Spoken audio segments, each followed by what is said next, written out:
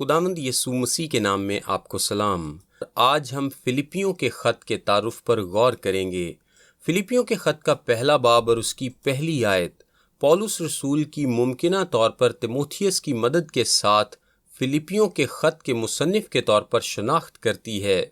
فلپیوں کا خط تقریباً 61 بعد از مسیح میں لکھا گیا۔ فلپیوں کے نام خط جو کہ پولس کے قید میں لکھے گئے خطوط میں سے ایک ہے، روم میں لکھا گیا۔ یہ فلپی تھا جہاں رسول نے اپنے دوسرے مشنری سفر میں دورہ کیا اور جہاں لدیا اور فلپی داروگا اور اس کا خاندان مسیح کے لیے تبدیل ہوئے تھے۔ اب کچھ سالوں بعد کلیسیا اچھی طرح قائم ہو چکی تھی، جیسا کہ اس کے خطاب سے نتیجہ نکالا جا سکتا ہے، جس میں نگہبان یعنی بشپ، ایلڈر اور خادم یعنی ڈیکن شامل ہیں۔ خط کا موقع فلپی کی کلیسیا کی جانب سے رقم کے تحفے کو قبول کرنا بنا، جو کہ اپفردیتس کے ذریعے رسول تک لائی گئی، جو اس کلیسیا کا ایک رکن تھا۔ یہ مسیحیوں کے ایک گروہ کو نرمی بھرا خط ہے جو خصوصی طور پر پولس کے دل کے قریب تھے، اور نسبتاً اس میں غلط تعلیم کی درستگی کا ذکر کم ہے۔ فلپیوں کو دکھوں میں موجود مددگار ذرائع کہا جا سکتا ہے۔ یہ خط ہماری زندگی میں مسیح، ہماری عقل میں مسیح، مسیح کے بطور ہمارے مقصد، مسیح کے بطور ہماری قوت اور دکھوں میں شادمانی کے موجود ہونے کے بارے میں ہے۔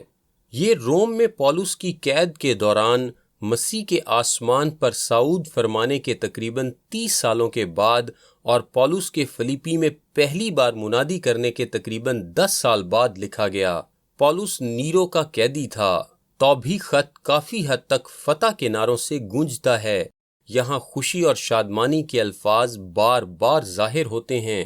ہمارے حالات جیسے بھی ہوں، سچا مسیحی تجربہ مسیح کی اس زندگی، فطرت اور مزاج کا کام ہوتا ہے جو ہم میں بستا ہے۔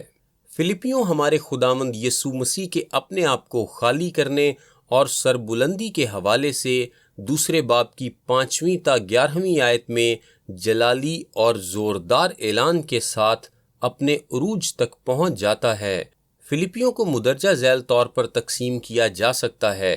سب سے پہلے تعارف، جو کہ پہلے باب کی 1 تا 7ویں آیت تک ہے، اور پھر مسیح بطور مسیحی زندگی، دکھوں کے باوجود خوشی منانا، جو کہ پہلے باب کی 8ویں تا 30ویں آیت تک ہے، پھر مسیح بطور مسیحی نمونہ، خادمانہ خدمت گزاری میں خوشی منانا، جو کہ دوسرے باب کی 1 تا 30ویں آیت میں ہے، پھر مسیحی ایمان، خواہش اور توقع کا مرکز، جو کہ تیسرے باب کی 1 تا 21ویں آیت تک ہے، پھر مسیح ایک مسیحی کی قوت اور فکر میں خوشی منانے پر چوتھے باب کی 1 تا 9ویں آیت تک ہے، اور پھر اختتام ہے جو کہ چوتھے باب کی 10ویں تا 23ویں آیت تک ہے۔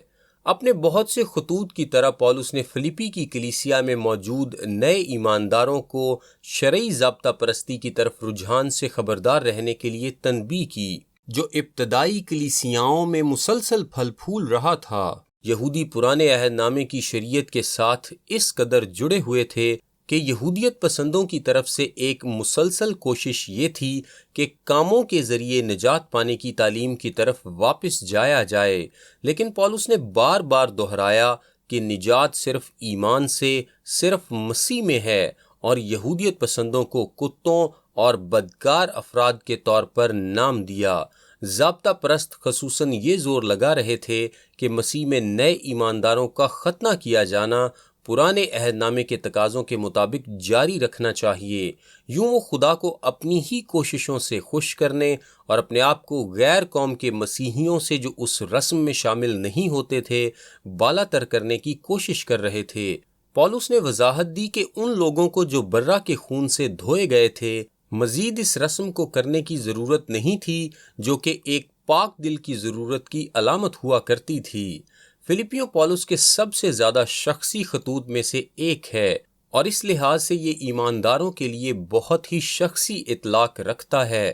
روم میں اپنی قید کے دوران لکھتے ہوئے پولس فلپیوں کو نصیحت دیتا ہے کہ اس کی مثال کی پیروی کریں اور ایذا رسانی میں دلیر ہو کر بے خوف خدا کا کلام سنانے کی زیادہ جرت کریں۔ سب کے سب مسیحیوں نے کبھی نہ کبھی مسیح کی خوشخبری کے برخلاف عداوت کا تجربہ کیا ہوتا ہے، اس کی توقع رکھنا ہوگی۔ یسوع نے کہا تھا کہ دنیا نے اس سے نفرت کی اور یہ اس کے پیروکاروں سے بھی نفرت کریں گے۔ پولس ہمیں نصیحت کرتا ہے کہ ہم ایذا رسانی کے دوران ایک روح میں قائم ہوں اور انجیل کے ایمان کے لیے ایک جان ہو کر جاں فشانی کرتے رہیں۔ فلپیوں کا ایک اور اطلاق مسیحیوں کی حلیمی میں متحد ہونے کی ضرورت ہے۔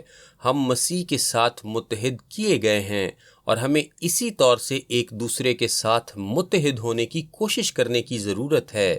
پولس ہمیں یکدل ہونے، محبت کی دل جمعی رکھنے، روح اور خیال کی شراکت رکھنے، فخر اور خود غرضی کو دور کرنے کی یاد دلاتا ہے کہ فروتنی سے ایک دوسرے کو اپنے سے بہتر سمجھیں اور دوسروں کے احوال پر بھی نظر رکھیں اور ایک دوسرے کی فکر کریں۔ اگر ہم پولس کی نصیحت کو دل میں رکھیں تو آج کلیسیاؤں میں کہیں کم جھگڑے ہوں گے۔ فلپیوں کا ایک اور اطلاق اس خوشی اور شادمان ہونے کے بارے میں ہے جو اس کے سارے خط میں پائے جاتے ہیں۔ وہ خوشی مناتا ہے کہ مسیح کی منادی ہو رہی ہے، وہ اپنی مصیبت میں خوشی مناتا ہے، وہ دوسروں کو خداوند میں خوش ہونے کی نصیحت کرتا ہے اور وہ اپنے فلپی بھائیوں کی طرف اپنی خوشی اور تاج کے طور پر اشارہ کرتا ہے۔ وہ ایمانداروں کو اس نصیحت کے ساتھ خلاصہ دیتا ہے کہ خداوند میں ہر وقت خوش رہو، پھر کہتا ہوں کہ خوش رہو۔ ایمانداروں کے طور پر ہم خدا کے اطمینان کی خوشی منا سکتے اور اس کا تجربہ کر سکتے ہیں جب ہم اپنی ساری فکریں اس پر ڈال دیں، جب ہر ایک بات میں ہماری درخواستیں دعا اور منت کے وسیلے سے شکر گزاری کے ساتھ خدا کے سامنے پیش کی جائیں۔ پولس کی شادمانی مصیبت اور قید کے باوجود اس خط میں چمکتی ہے اور ہمیں بھی اسی شادمانی کا وعدہ دیا گیا ہے جس کا تجربہ اس نے کیا جب ہم اپنی سوچوں میں خداوند کو مرکزی جگہ دیتے ہیں۔ میرا نام تابش قاضی ہے اور یہ پیغام آپ کو ڈیلی ورسز کی جانب سے پیش کیا گیا ہے۔ ہم سوموار سے جمعہ یعنی ہفتے میں 5 دن انگلش، اردو اور آڈیو میں ایسے پیغامات واٹس ایپ سروس کے ذریعے بھیجتے ہیں۔ اگر آپ اپنے نمبر پر یہ سروس حاصل کرنا چاہتے ہیں تو ابھی اپنا نام اور شہر کا نام لکھ کر 0333 80 20 972 973 یا پھر 974 پر واٹس ایپ میسج کریں۔ خدا آپ کو برکت دے، آمین۔